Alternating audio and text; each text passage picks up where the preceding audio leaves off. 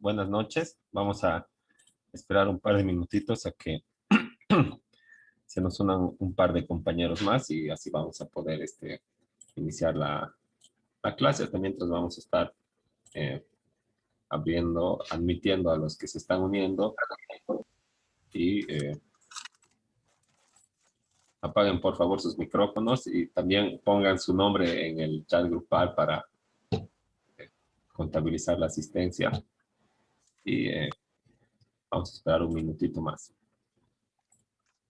Mientras tanto, vamos a estar abriendo el material pertinente para la clase de hoy.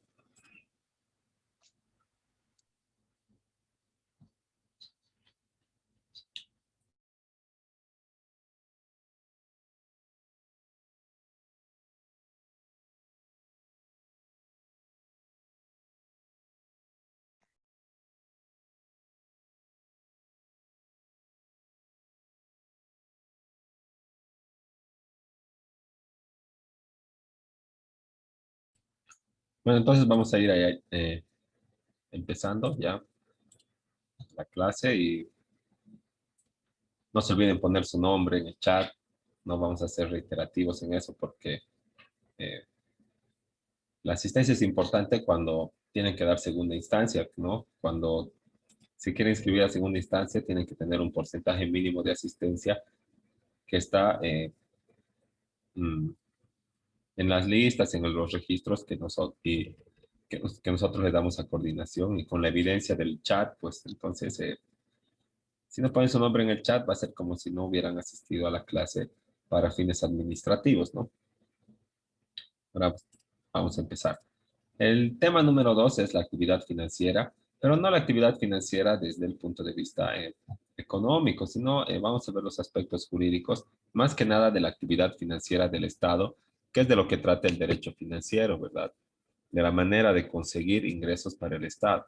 Entonces, cuando hablamos de finanzas, no hablamos solamente de conseguir los recursos, sino estamos hablando también de todo un proceso que implica eh, los ingresos o la consecución de recursos, los gastos y las necesidades públicas que se atienden con estos gastos, ¿no? Y entonces vamos a dar este paso a la primera diapositiva. Bueno, en cuanto al origen de las finanzas, eh, bueno, las necesidades nunca han podido ser satisfechas por uno mismo en su totalidad, ¿verdad? Así que, bueno, en un pequeño ejemplo, ¿no? Si yo tengo tomates y vos tienes huevos, ¿verdad? Y yo quiero comer huevo y vos quieres tomate, entonces cambiamos un huevo por un tomate y listo, todo fácil, ¿no? Pero las relaciones siempre han ido evolucionando, las relaciones económicas, ¿no? Y las relaciones humanas y entonces en esta evolución se han ido volviendo más complejas y más complejas, entonces eh, el, si alguien tiene una consulta, la hace nomás, el, como se han ido volviendo más complejas las relaciones, mérito a que las necesidades también han ido evolucionando, ¿verdad? Y con esta evolución de las necesidades, por ejemplo, yo ya no quería, pues, por ejemplo, yo quería tal vez un caballo, ¿verdad? O tal vez quería eh, un, unas ruedas para una carreta o algo así. Entonces, ¿cuántos huevos le voy a dar a la persona que tiene los caballos para un caballo? ¿No? Encima si me va a aceptar así 1000 huevos para, para poder darme un caballo, ¿no? ¿De qué le va a servir tal cantidad de huevos? Entonces, ahí ha tenido que surgir una idea, ¿verdad? De poder implementar una moneda, una unidad general de cambio. Y esta unidad general de cambio, bueno, o podían ser unas pepitas de oro o unas monedas de oro, pero sí era este metal precioso que era brillante y que no perdía su calidad y que además era escaso, ¿no? Entonces han elegido esto y se han vuelto un poco más sencillas las relaciones económicas, ¿verdad? Por ejemplo, 10 huevos costaba una pepita de oro, ¿no? Y 100 pepitas de oro costaba un caballo, ¿no? Entonces, ya sabía pues cuántos huevos tenía que vender o cuánta producción tenía que tener para poder aspirar a comprarme un caballo, ¿verdad? Entonces ya era todo más fácil, pero los recursos siempre han sido limitados y las necesidades crecientes, así que nunca alcanzaba para, eh, para satisfacer las necesidades en la medida en que las personas querían realizarlo. Y es así que surgen también algunas asociaciones, algunas sociedades comerciales que se encargan de las finanzas o que trabajan con el dinero, como son los bancos, ¿no? Entonces, es una persona o un conjunto de personas que tiene la mayoría o un buen número de las pepitas de oro existentes, ¿no? Entonces, tú inviertes, tú gastas, y no te alcanza para poder por ejemplo, quieres mejorar tu producción, quieres tener más pollitos, tú quieres plantar más tomates, ¿no ve? El otro quiere tener más caballos y todo lo demás. Entonces viene esta sociedad comercial y dice, bueno, pues no te alcanza para crecer o tienes alguna necesidad, entonces ya te voy a prestar el dinero que no tienes, pero y voy a confiar en vos, ¿no? Y por esta confianza, ¿verdad? Y como yo estoy invirtiendo mi liquidez en vos, ¿no?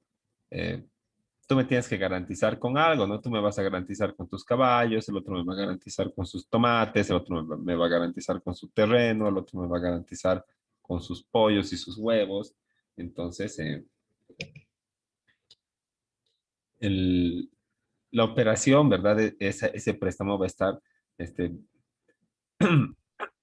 seguro, por decirlo así, ¿no? Entonces, pero ¿qué pasaría si esta entidad le quita esos objetos de garantía? Entonces a las personas a las que les presta el dinero o las pepitas de oro no va a poder pues el otro trabajar y producir y menos va a poder pagar, ¿no? Entonces, eh, como es tan buena gente, ¿verdad? Ese que presta la plata le dice, ya bueno, eso me vas a dar en garantía, pero te voy a permitir que lo uses, que lo trabajes, que uses tus caballos, que vendas tus tomates, que vendas tus huevos, que plantes en tu terreno, ¿verdad? Y al cabo de un año, como yo he sacrificado mi liquidez y he confiado en vos y encima te he dejado tener la garantía, entonces en vez de devolverme 10 pepitas, me vas a devolver 11, ¿no? Y el otro dice, ya, Eso sería lo que es un préstamo con intereses, doctor. claro, así ha empezado a surgir, ¿no? Y también ha habido la necesidad de que esta operación financiera, esta operación, ¿verdad? Patrimonial, quede registrada en un papel, pues ya tenía que superarse la etapa de la oralidad en el contrato, ¿no? Entonces, tenía que tener un registro y ahí se han ido creando las otras figuras jurídicas como el escriba, y ha evolucionado en el notario, ¿no? Pero el, llega el fin de año, ¿verdad?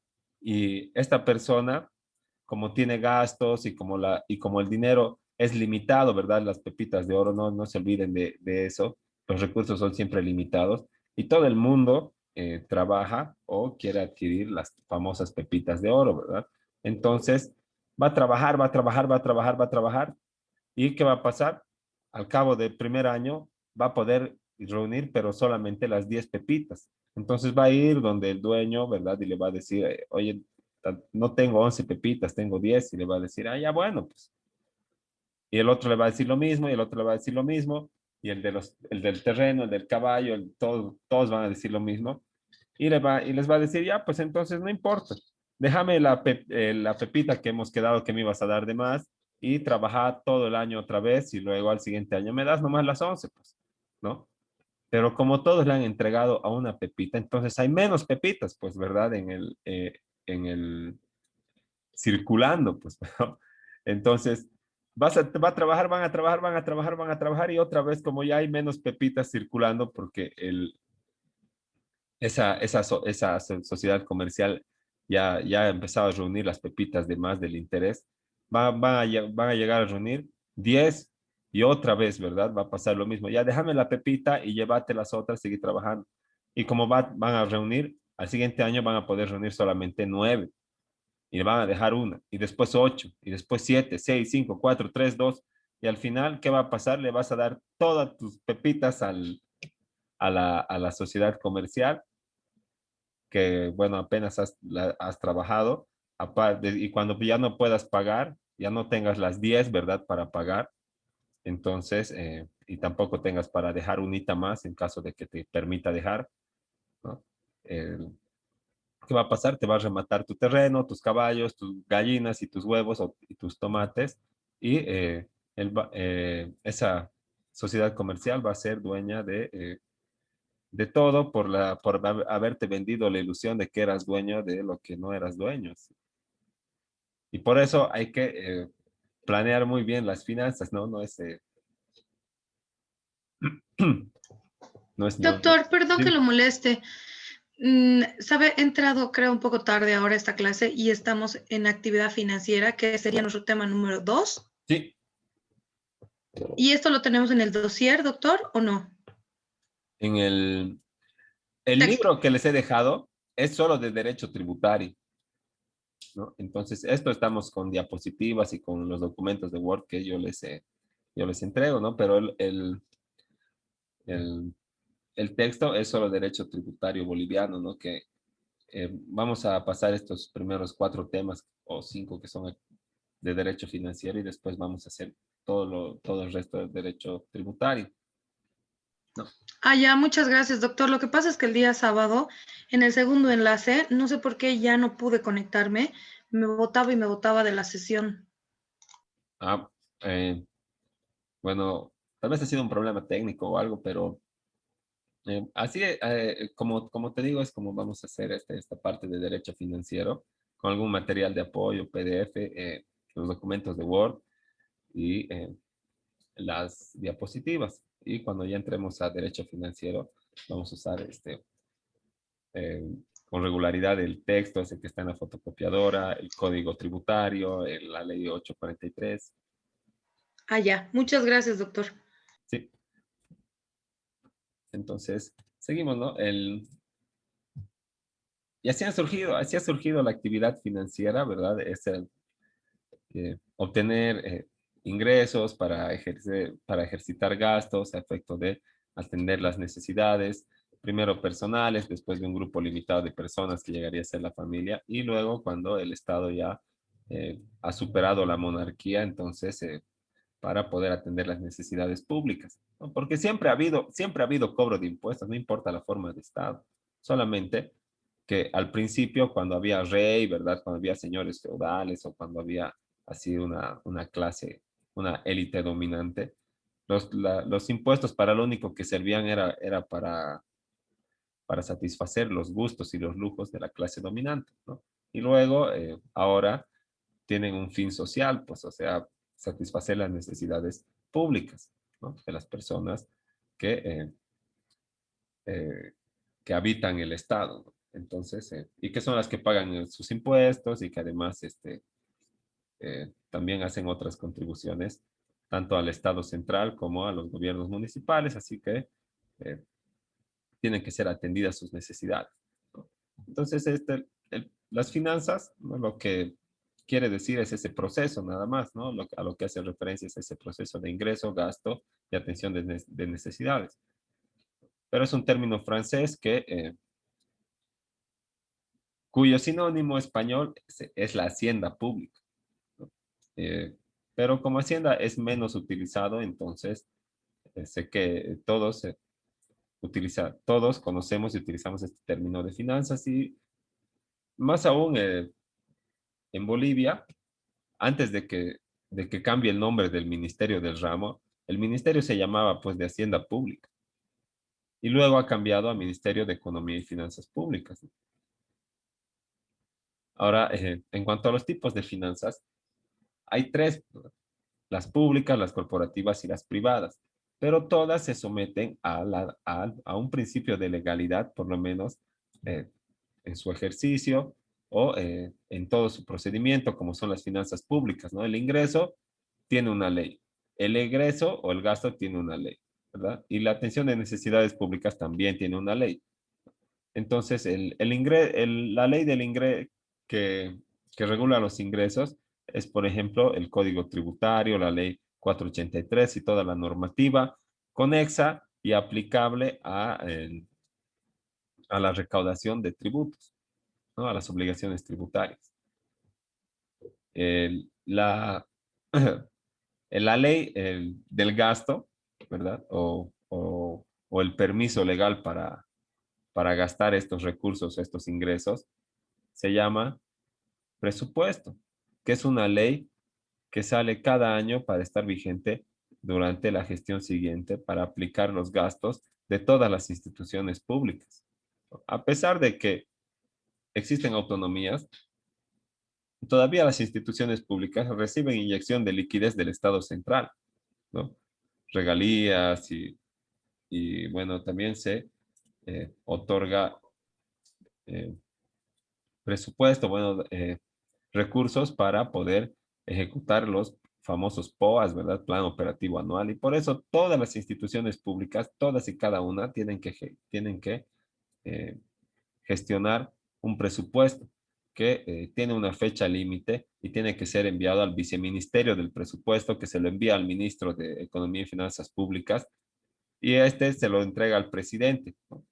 Para que el presidente entregue como a manera de proyecto de ley del presupuesto del siguiente año y pase todo el tránsito legislativo que seguramente ustedes ya conocen, ¿verdad? De discusión en grande, en detalle, después promulgación y publicación. Y, y algunos legisladores se aprovechan pues de meterle en las disposiciones finales y transitorias algunas normas que no tienen nada que ver con el presupuesto, porque saben que esa ley sí o sí se va a promulgar, porque si no, no habría pues este plan para ejecutar los gastos, ¿no? Se necesita esa ley.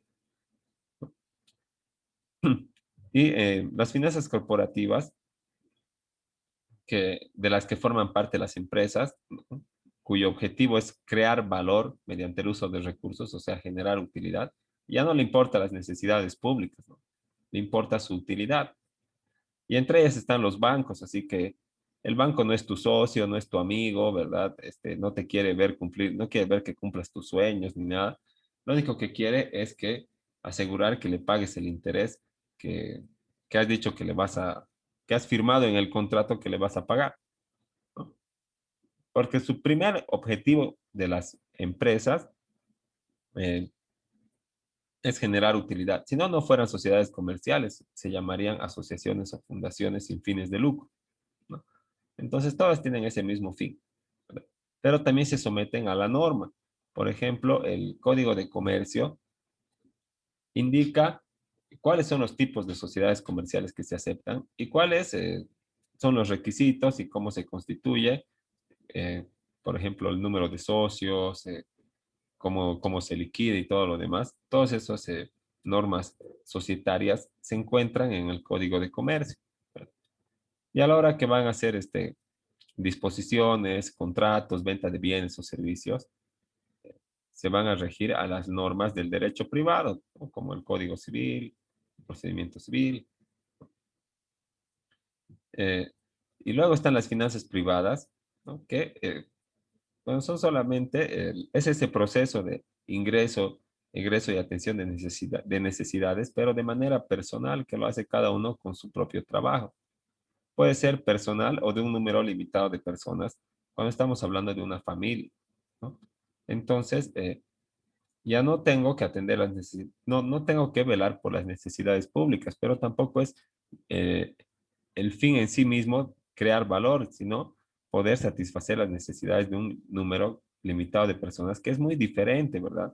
En la familia gastan en dentista, o sea, en salud, en educación, en servicios básicos, en pagar impuestos, tal vez, ¿no? De la casa, del auto, ¿no? Luego tiene que separar una parte para el ahorro, ¿no? Y de eso se ocupan las finanzas privadas, ¿verdad? Pero las finanzas corporativas invierten el dinero solamente para generar más dinero. Y las finanzas públicas no quieren generar dinero ni quieren satisfacer las necesidades de un número limitado de personas, sino quieren satisfacer necesidades básicas de la generalidad, ¿no? Y para eso tú tienes que contribuir, ¿no? Y te llaman contribuyente porque, para que te sientas que ayudas. Y así es como eh, se diferencian estos tres tipos de finanzas, ¿no? Y en las finanzas privadas, lo primero que se hace es obtener los recursos y luego se gasta, ¿no? Pero en las finanzas públicas, primero se identifican las necesidades y luego se procuran los ingresos. Por ejemplo, primero dices, ay, tenemos que hacer, mejorar el área verde, tenemos que poner alumbrado público, entonces meterle al POA del siguiente año, ¿no? Entonces identifican necesidades y luego ven de dónde van a sacar los recursos para cumplir ese plan que se ha presentado, ¿no? O tal vez si estamos hablando de alguien que recién va a tomar las riendas del poder, ha identificado necesidades y en su campaña ha dicho que va a cumplir esas necesidades, ¿verdad? Que han sido desatendidas por los gobiernos anteriores. Estamos hablando, digamos, como lo que estamos viviendo actualmente del gobierno municipal.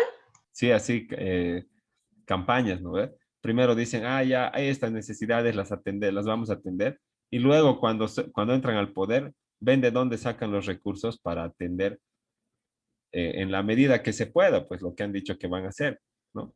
Y cuando están igual, cuando son ya constituidos, de la misma manera, primero se identifica, se pone al POA y luego se procuran los recursos para cumplir esas necesidades. Pero en las finanzas privadas pasa totalmente lo contrario. Primero trabajo, así sudo la gota gorda, tengo al final del mes una cantidad de X de dinero y veo para qué me alcanza, ¿no?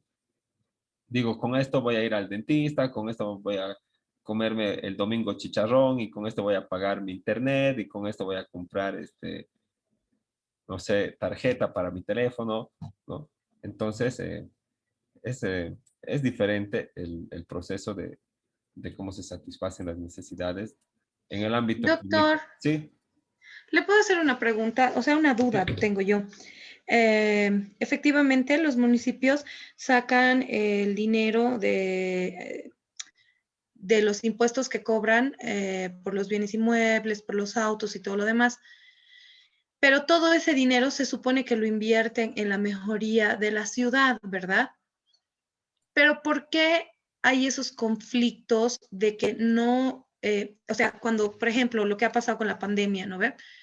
El gobierno municipal se encargaba del pago, creo, de la infraestructura o creo que de las enfermeras, pero el gobierno central se tenía que hacer cargo del pago de los sueldos de los médicos. O sea, no entiendo por qué tienen que dividir así cuando eso debería ser o solo tuición del gobierno municipal o solo del gobierno central, porque en el caso de la emergencia sanitaria era uno de los grandes conflictos que yo me acuerdo del año pasado, que ya va a ser un año, que los médicos antes de este paro había un nuevo paro porque no sabían quién les iba a pagar los sueldos. eh, sí, es Y ese que dinero se supone que sale de nuestros impuestos o no. sí, todo el, todo el sostenimiento de los servicios públicos salen de los ingresos públicos, o sea, y estos ingresos públicos están representados en su gran mayoría por los impuestos que paga la gente, ¿verdad? Importación, impuestos municipales, impuestos departamentales, impuestos a los hidrocarburos, ¿no? Entonces, lo que pasa es que el gobierno central, mediante el Ministerio de Educación, de Salud o el Ministerio del Ramo, tiene ciertas atribuciones, pues, ¿no? Y el gobierno municipal también tiene sus propias atribuciones en cuanto a la disposición, digamos, de recursos y para el pago para el mantenimiento de los servicios básicos. Aunque existan autonomías, no somos autónomos totalmente, porque todavía dependemos del presupuesto, del POA, de los desembolsos del gobierno central, que todavía están así como esos, ¿verdad? Que se dividen entre el pago del personal que deriva del Ministerio de Salud, porque de ahí salen los contratos, ¿verdad? No firman con el municipio, firman con el Ministerio de Salud, vía sedes, ¿no?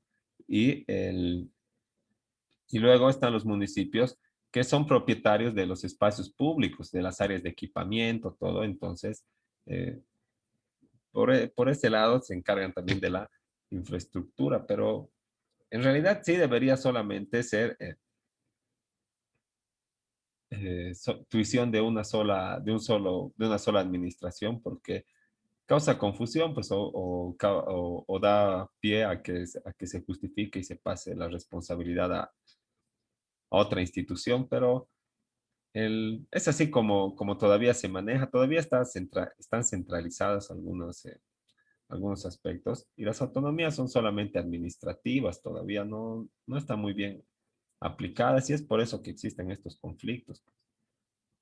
Pero sí debería existir suficiente dinero como para poder atender esta clase de emergencias. Al final, Bolivia tiene pues un TGN, ¿no? Un Tesoro General de la Nación, que deriva también de los mismos ingresos públicos, ¿no?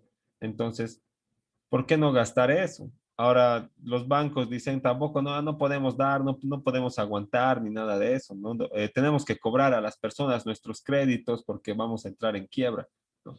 Pero los bancos depositan cada año en el Banco Central de Bolivia, ¿no? Porque el BCB no se encarga de dar créditos ni nada de eso a los particulares, sino del sistema, ¿no? Entonces, los bancos privados dan algo que se llama un encaje legal. Y el encaje legal es un monto de dinero que tiene que depositar del total de las cuentas en bolivianos y también en dólares, ¿no? Es el 10% del total de las operaciones activas y pasivas en bolivianos y el 60% de las que ha hecho en dólares en todo el año. Y porque hay incentivo de usar el boliviano, por eso es la diferencia, ¿no? Pero este encaje legal supuestamente es pues para que el sistema no colapse, para salvaguardar alguna crisis financiera, ¿no? Y para que los bancos puedan, en caso de que sí, bueno, existe una crisis, puedan pagar los intereses, puedan entregar el dinero a los usuarios financieros. Entonces, ¿por qué no han usado ese dinero del encaje legal? ¿Qué les costaba devolverles a los bancos y que los bancos no anden cobrando a las personas o que eh, o tal vez podían dar bono, el bono tal vez podía ser más amplio, ¿no? Podía abarcar a más personas, ¿no? Por ejemplo, en una familia, ¿no? Que trabajaba, que su papá aportaba y eran 5, la única que ha recibido ha sido la hija mayor que todavía estaba en la universidad, así que, bueno, no, a- es medio injusto, pero es como, es como funciona todavía, ¿no?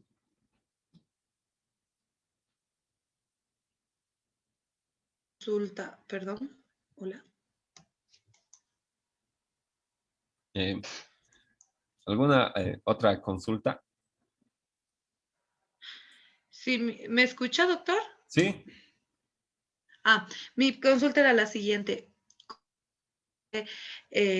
Disponer de ese dinero de supuestamente del gobierno central. Yo tenía entendido que incluso se ha usado dinero de las arcas, que se suponía que era un ahorro que nosotros teníamos en estos 14 años del anterior gobierno, ¿no? A eso me refiero. Eh, eso, bueno, el TGN es como una caja, pues, del Estado, ¿verdad? Es como la caja de ahorro, pues, es como un ahorro de verdad, pero eh, el Estado no se dedica pues a ahorrar, ¿verdad? No es una empresa privada del Estado que se dedica a generar valor y a guardárselo en su TGN, ¿no? Sí tiene que haber un TGN, pero no se puede exaccionar a la gente solamente para hacer crecer el TGN. Y como citas los anteriores 14 años de gobierno, seguramente en esos 14 años, alguna vez o repetidas veces en el discurso del presidente, decía que ha habido superávit fiscal, ha habido superávit fiscal, ha habido superávit fiscal, y hay más plata, y hay más plata, y hay más plata, ¿no ve? Y ¿qué pasaba? supuestamente se ahorraba en el TGN y luego las necesidades públicas se seguían atendiendo como se han venido atendiendo, pues, ¿verdad? No ha mejorado en nada, ¿no? Sigue siendo deficiente. Entonces, como el Estado lo que tiene que hacer es atender las necesidades públicas con el ingreso público de la mejor manera posible, y no es su objetivo ahorrar, ¿verdad? Si dice superávit fiscal, superávit fiscal, superávit fiscal, y no mejora, ¿verdad? La atención de la prestación de los servicios básicos, ¿qué hace cobrando, qué hace cobrando todavía la misma cuota de impuestos? O sea, quiere decir que la gente está pagando tanto que da pues para ahorrar, ¿no? Entonces, ¿por qué no baja el IVA? ¿Por qué no ha bajado en esos 14 años del 13% al 12% por lo menos? ¿No? ¿Dónde está el superávit fiscal? O sea, el Estado se ha dedicado a ahorrar, a quitarle la plata a la gente para decir tenemos TGN. Eso es lo que yo entiendo de esa declaración. Y por eso los otros estados son siempre pues mucho más cuerdos y dicen déficit fiscal, ¿no ve? Porque superávit es que ingresa más de lo que gastas y déficit es que gastas más de lo que ingresas. Y dicen déficit fiscal, y es como decirle a la gente, no ha alcanzado, viejo, la plata que nos has dado para atender tus necesidades, así que volvemos a necesitar y tal vez un poco más, ¿no? Entonces, eso de que hemos ahorrado, hemos ahorrado, hemos ahorrado, no debería ser, pues, el Estado no Que tiene. eso es mucho mejor bueno, mi sano criterio, ¿no? Yo pienso que es mejor decir no tenemos y ahorremos a que después no tener realmente. eh, claro, o sea, tiene que haber un colchón económico, Ay, así, sí, pero el Estado no se dedica a ahorrar, no, no es el fin del Estado hacer crecer su caja de ahorros, ¿verdad? No puede ser el impuesto exaccionario, ¿no? Cada uno tiene que pagar de acuerdo a sus posibilidades, ¿no? Y si dicen que, bueno, se ha ahorrado tanto y después se ha ahorrado más y después se ha ahorrado más y no se mejora un poquito la prestación de los servicios básicos, entonces por lo menos hay que bajar pues, el impuesto, ¿no? Ahorraremos menos, pues, pero que la gente tenga un poco más de seguridad económica, financiera, que pueda disponer un poco más de su propio dinero. Porque cuando tú generas 100 bolivianos y facturas, de esos 100 bolivianos, vas a pagar 16 de impuestos ese mes, ¿verdad? Y después de la mitad vas a pagar el 25% más al final del año, que se llama IUE, ¿no? Entonces, tal vez la gente merece administrar un poquito más su propio dinero si es que hay tanto ahorro, ¿no? Y está bien, digamos, o sea, son solo criterios, ¿no? No digo que está mal, así que algunos seguramente piensan así que es mejor ahorrar para disponer en algunas situaciones de emergencia, pero ahí está, se ha presentado la emergencia y ¿dónde está? ¿Dónde está la disposición del dinero? ¿Dónde está el gran TGN? Dicen, Sí, ¿verdad? Se dicen, a lo que tengo entendido, en vez de que utilicemos los recursos, lo que sea, lo que ha hecho el gobierno o el anterior gobierno que está de transición, se ha tenido que prestar del Banco Central, si no me equivoco, para poder accionar, digamos, en cuestión de la pandemia y también han tenido que prestarse algo más, tengo entendido, ¿no? De que han tenido que prestar dinero para poder pagar hasta los sueldos de todos los diputados o todo lo que concierne a las entidades públicas. Y eso han dicho que era en mérito a los beneficios tributarios que se han presentado también en mérito a la pandemia. No te olvides que no se ha pagado IUE, que se paga en abril, no se ha pagado hasta agosto. Y obviamente que ha disminuido mucho el ingreso porque las empresas que son los contribuyentes estaban pues en inactividad total 6 meses, ¿no? Entonces, de verdad que no ha habido ingresos, pues en la gestión anterior, pero si había el TGN supuestamente tan grande, entonces debían haber echado mano de ahí. Ahora, ¿cuál será la verdad? Porque unos dicen estamos ricos y los siguientes dicen no, pues estamos quebrados, ¿no ve? Ahora, no podemos averiguar la verdad, solo podemos especular, nada más.